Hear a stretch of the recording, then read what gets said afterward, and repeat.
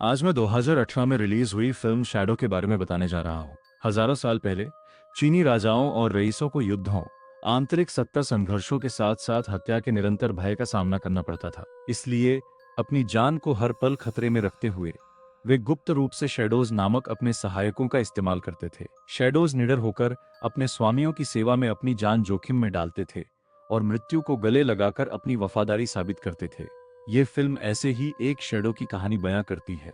बहुत समय पहले पेई राज्य के प्रसिद्ध और शक्तिशाली सेनापति जियू यांग राजा के अजय सेनापति यांग कांग के हाथों द्वंद्व युद्ध में हार गए। इस कारण पेई राज्य ने अपना एक महत्वपूर्ण शहर जिंगझोउ यांग राज्य के हाथों खो दिया। फिल्म की शुरुआत में पेई राज्य के मुखिया लू यान राजा को सूचित करते हैं कि सेनापति जियू ने जिंगझोउ शहर को पुनः प्राप्त करने के लिए यांग राज्य के सेनापति को एक एक मुकाबले के लिए चुनौती दी है। वह आगे बताते हैं कि यांग ने चुनौती स्वीकार कर ली है और ये सुनकर राजा क्रोधित हो जाते हैं और मंत्री को सेनापति को अपने सामने लाने का आदेश देते हैं। अगले दृश्य में राजा एक कमरे में प्रवेश करते हैं जहां जियू की पत्नी शियाओ है और राजा की बहन जिंगपिंग ताई ची बोर्ड पर पासे फेंक रही हैं। शियाओ है संकेतों को पढ़कर बताती हैं कि 7 दिनों के बाद जब बारिश और पानी बढ़ेगा तब युद्ध शुरू होगा और उन्हें विजय प्राप्त होगी। जियू के आने पर राजा ने तुरंत यांग से उसके आने के बारे में पूछताछ की। जियू ने जवाब दिया कि वह जिंग शहर को वापस पाने के लिए यांग कांग के साथ आमने सामने की लड़ाई लड़ना चाहता है। हालांकि राजा को डर था कि इस द्वंद्व युद्ध से युद्ध छिड़ जाएगा और पेई की शांति भंग हो जाएगी। जब जियू से पूछा गया कि क्या वह जीत सकता है तो उसने जवाब दिया कि वह अनिश्चित है। फिर उसने कहा कि राजा की अवज्ञा करने के लिए वह किसी भी दंड के लिए तैयार है। हालांकि राजा ने दावा किया कि वह जियू का सिर नहीं काटेगा क्योंकि उसने इतने वर्षों तक उसकी और उसकी बहन की देखभाल की और उसके सिंहासन की रक्षा की। इसी बीच मंत्री उन्हें सभा का आनंद लेने की सलाह देते हैं, इसलिए राजा जियू और उनकी पत्नी शियाओ वै को उनके लिए वीणा बजाने का आदेश देते हैं। हैरानी की बात यह है कि जियू बजाने से इनकार कर देते हैं, यह कहते हुए कि राज्य संकट में है और उनका मन नहीं है। शियाओ वै और जियू के कमरे से चले जाने के बाद राजा मंत्री लू यान को अपनी प्रिय बहन जिंगपिंग का विवाह यांग कांग के पुत्र यांगपिंग से कराने की योजना बताते हैं। इस विवाह का मुख्य उद्देश्य दोनों राज्यों के बीच शांति बनाए रखना और युद्ध को रोकना है। अगले दृश्य में शियाओ एक गुप्त कमरे में प्रवेश करती है जो एक गुफा की ओर जाता है। यहाँ यह पता चलता है कि असली सेनापति जियू यांग कांग के साथ अपने पिछले युद्ध में गंभीर रूप से घायल हो गया था और वर्तमान में अपने निवास स्थान की एक गुप्त गुफा में स्वास्थ्य लाभ कर रहा है। वहीं सभी से निपटने वाला कमांडर जिंग नाम का एक व्यक्ति है जिसे जियू की परछाई कहा जाता है। उसका नाम जिंग शहर के नाम पर रखा गया है। जियू से उसकी असाधारण समानता के कारण जिंग को 20 साल पहले जियू के चाचा ने अगवा कर लिया था और गुप्त रूप से एक परछाई के रूप में प्रशिक्षित किया था। जिंग ने इतने साल गुफा में बिताए जहां उसे एक परछाई की तरह प्रशिक्षित किया गया जब तक कि 1 साल पहले जियू का स्वास्थ्य खराब नहीं हो गया। जियू के चाचा की मृत्यु के बाद जियू ने जिंग को बेरहमी से प्रशिक्षित किया और अब वह चाहता है कि जिंग यांग को मारकर जिंग शहर पर कब्जा कर ले। इस योजना के बारे में केवल जियू और उसकी पत्नी को ही पता है। इसके अलावा जब जिंग यांग को हराकर जिंग शहर पर फिर से कब्जा कर लेगा तो उसे अपनी माँ के पास वापस जाने की अनुमति मिल जाएगी। सब कुछ एक जैसा दिखाने के लिए जियू ने चाकू से जिंग की छाती पर गहरा घाव कर दिया क्योंकि जिंग के भी ठीक उसी जगह पर घाव था। इसके बाद जियू ने घाव पर औषधीय जड़ी बूटियां लगाई ताकि घाव जल्दी भर जाए और बिल्कुल उसके घाव जैसा दिखे। हालांकि जिंग घायल है फिर भी वह जियू को भरोसा दिलाता है कि एक साये के रूप में वह उसके लिए मरने को तैयार है। अगले दिन जब वे अदालत की सुनवाई की तैयारी कर रहे होते हैं जहां राजा जियू को सजा देगा तो शियाओ वै जिंग को उसके घाव पर लगाने के लिए मरहम देती है। इसी बीच जिंग भावुक हो जाता है और बताने लगता है कि अंधेरे में बिना किसी इंसान या आवाज के रहना उसके लिए कितना मुश्किल था। अपनी नेक स्वभाव के कारण शियाओ वै उसे सांत्वना देने लगती है लेकिन वह अति उत्तेजित हो जाता है और उसे कसकर पकड़ लेता है। इससे शियाओ वै चौंक जाती है और उसे धक्का देकर वहां से चली जाती है। दरबार में अन्य सैन्य अधिकारियों के विरोध के बावजूद राजा जियू को दंडित करने का निर्णय लेता है, ये जाने बिना कि वह एक साया है। राजा ने जियू को अपने आदेशों का उल्लंघन करने और यांग के साथ युद्ध शुरू करने के लिए एक आम नागरिक बना दिया।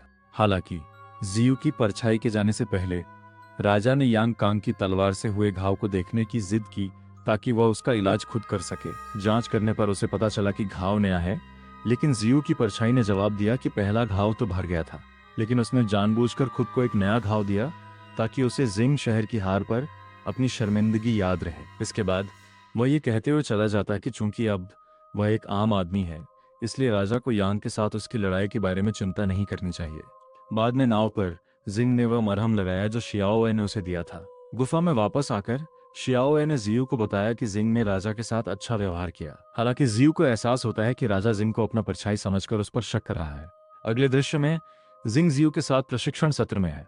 वह एक छाते का इस्तेमाल हथियार के रूप में करता है, लेकिन जियू के सामने वह टिक नहीं पाता क्योंकि जियू यांग कॉन्ग की तकनीक की नकल करता है। इससे जियू क्रोधित हो जाता है और उसे संदेह होने लगता है कि क्या जिंग युद्ध के लिए तैयार है। अगले दिन महल में चल रहे भोज के दौरान मंत्री आता है और घोषणा करता है कि यांग पिंग युद्ध विराम के लिए सहमत हो गया है, लेकिन वह केवल किंग पिंग को ही रखैल के रूप में स्वीकार करेगा। पिंग ने प्रस्ताव के रूप में अपनी कटार भी किंग पिंग को भेजी है। दरबार इसे अपमान मानता है, लेकिन किंग पिंग के इनकार के बावजूद राजा संघर्ष को समाप्त करने के लिए इसे स्वीकार कर लेता है। इसके कारण सेनापति तियान सार्वजनिक रूप से राजा के इस कदम की निंदा करते हुए इसे कायरतापूर्ण बताता है और अपने पद से इस्तीफा देने से पहले यांग और उसके बेटे से लड़ने की अनुमति मांगता है। हालांकि किंग पिंग कटार स्वीकार कर लेती है, जो इस बात का प्रतीक है कि वह पिंग की रखैल बनने के लिए सहमत हो गई है। अगले दृश्य में यांग अपने बेटे पिंग को युद्ध में कृपाण चलाना सिखाता है। वह पिंग को बताता है कि यांग वंश अपनी ताकत, गति और द्वंद्व युद्ध के 3 दौर में ही मृत्यु के लिए प्रसिद्ध है।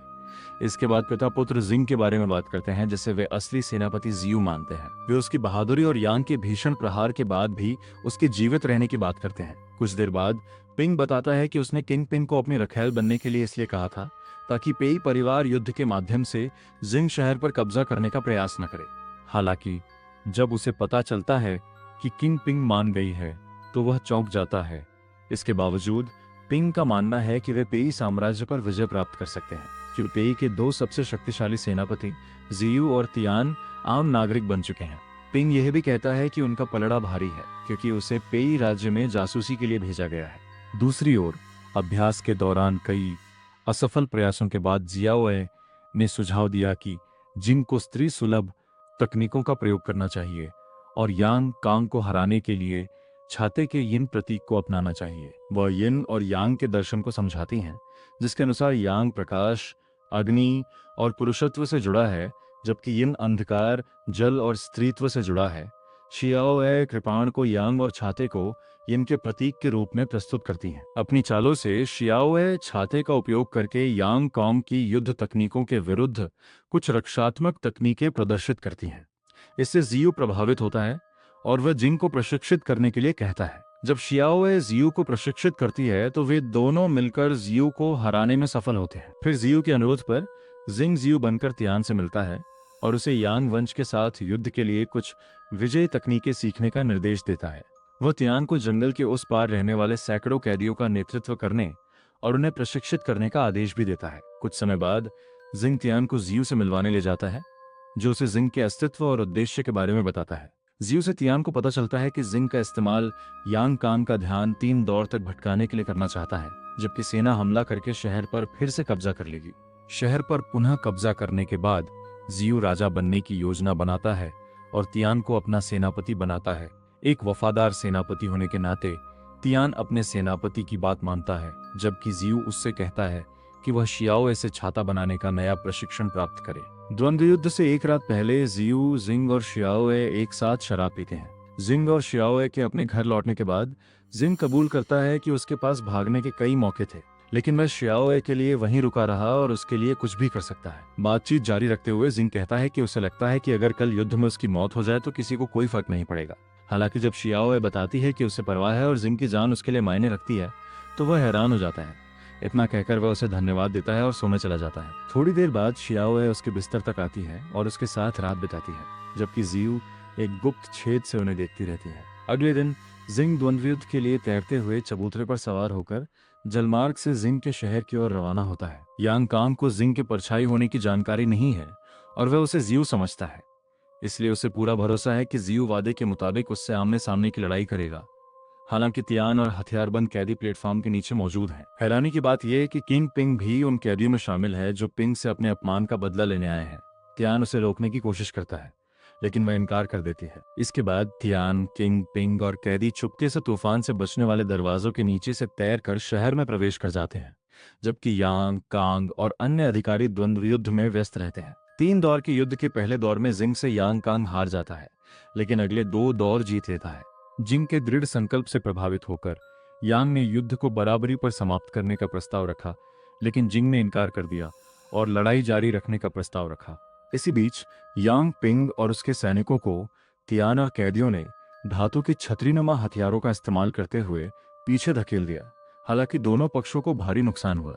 झंडे की रक्षा करते हुए यांग पिंग ने किंग पिंग से युद्ध किया और उसे बुरी तरह घायल कर दिया। यांग पिंग उससे पूछती है कि एक महिला क्यों लड़ेगी, और जब वह उसकी बात सुनने के लिए बीच में आता है तो वह उसी खंजर से उसे मार डालती है जो उसने उसे भेजा था।